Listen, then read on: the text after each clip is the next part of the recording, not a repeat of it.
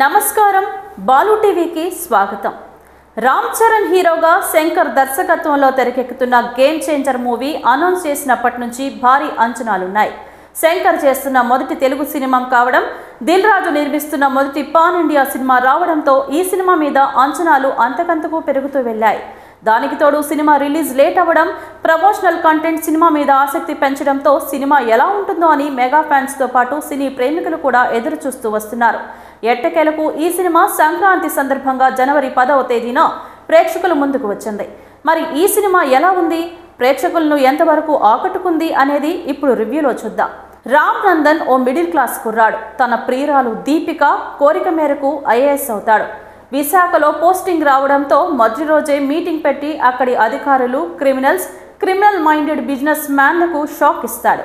అయితే ఈ క్రమంలోనే మంత్రి బొబ్బిలి మోపిదేవి వ్యాపారాలు కూడా దెబ్బతింటాయి।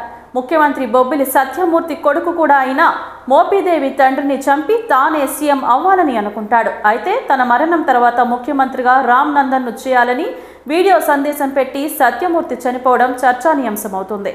అయితే సత్యమూర్తి కోరిక మేరకు రామ్ నందన్ ముఖ్యమంత్రి అవుతాడా? సీఎం అవడమే తన జీవిత లక్ష్యం పెట్టుకున్న మోపిదేవి ముఖ్యమంత్రి అయ్యాడా?